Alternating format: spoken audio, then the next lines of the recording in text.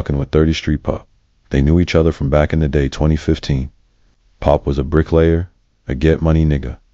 They had gone to school together, so when they linked up in 2017, they started hanging every day. Pop was also associated with another block, Dirty Block, which is located in North Philly, Park Avenue in Somerset. Them niggas ran their whole hood and they put shit down. The main ones were Stacks, Birdman, Hawk, SK, and a nigga named Les. Pop and Dirty Block together, plus a nigga like Staf. Unstoppable. When they all linked up, shit got turned up. Pop had a connect and was supplying all them niggas with the work. Stacks had a block on Dirty Block that was jumping. He was that nigga everybody liked, but nobody played with him. He was the type to kill, and you'd never suspect it. Dangerous. Hawk, a major figure from Dirty Block, was a hustler and a top gambler. Niggas respected him, but a lot didn't like him. A lot of niggas wanted to do something to him, but they knew his brother Stacks would kill fast and silently.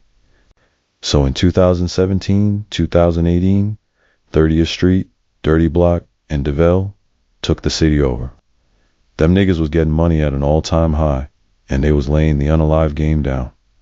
Staf was starting to become a known nigga in the city, running with those niggas. His name was ringing bells. He was showing niggas his loyalty by doing whatever was necessary to prove to Pop and Dirty Block that he was down with them. Pop was feeding Staf and making sure he ate. And he was the type of nigga that, when there was a problem, he was gonna get it done. While things were going good for them in 2017, 2018, Staf used to go see his dad Sput while he was locked down in the feds. That's when Staf started to feel some type of way about his position in the squad. His dad used to drill it in his head that when he came home, he was gonna be on top, and he'd have all the bricks. Every visit, Sput would grind Staf up for being under another nigga's umbrella, telling him he should be a leader, not out here taking orders. Staf took what his dad was saying to heart, and slowly, he started to grow envious of Pac. He same nigga who put him on, he kept listening to his dad's words, letting them sink in deeper every visit. And when Pop took a loss about $500,000, the street slowed up. That's when Staf really started to flip. He began talking down on Pop and Hawk from Dirty Block and the rest of the niggas he was just riding for, saying slick shit behind their backs, questioning moves, whispering to outsiders.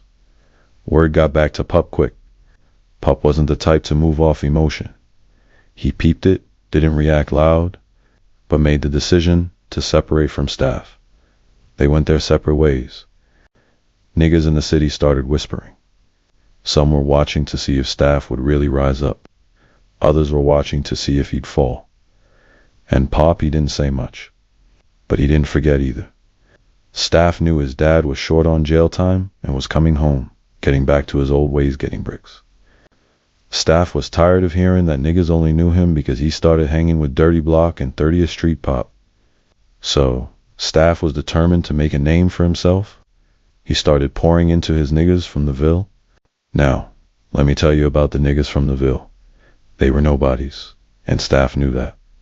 He was just hanging around some niggas who were money getters and killers, so he knew he had to turn them into something they weren't. Niggas from the Ville included Uzi's manager, Mean, and another person named Pip, who came around the gang. Once shit took off for Lil Uzi, Staf's dad came home in 2019, and Staf started getting bricks, building his own wave.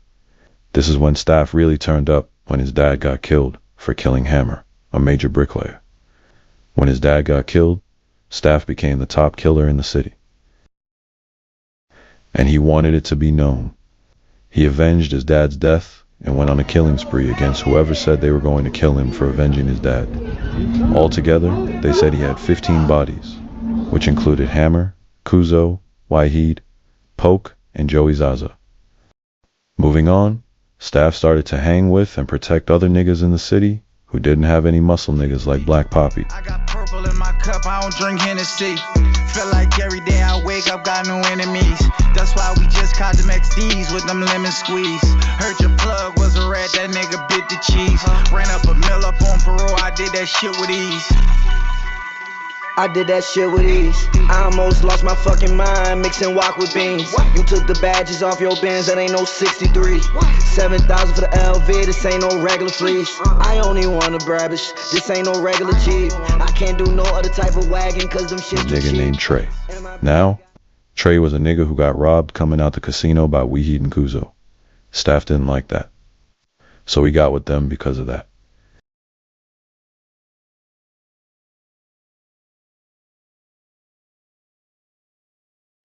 Niggas knew about a lot of Staf dirt.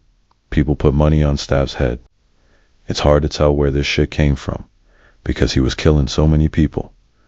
Staf's death?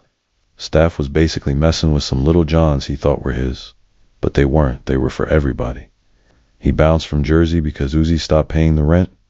They were technically evicted. Soul Staf was staying at 2 different cribs, one in Roxborough and another in Uptown. Whole time, there was a tracker under the car. He never once checked underneath for weeks.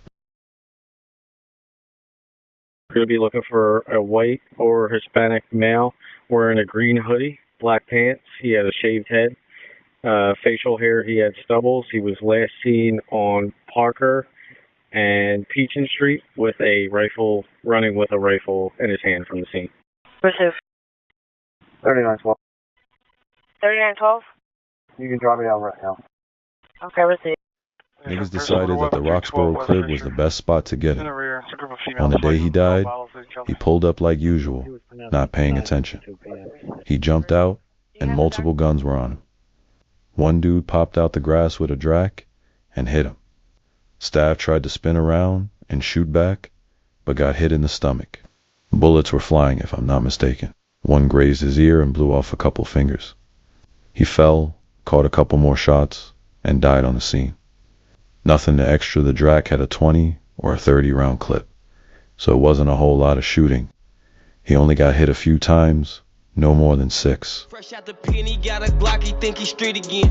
Talk from his soul, he think he'll kill, he think he me again. I lost some niggas to this shit who I won't see again. I know one real nigga who trick who I won't meet again. You said it's up there, then it's stuck there, I'm trying to see it then. Cocky nigga from the trenches, I fuck either.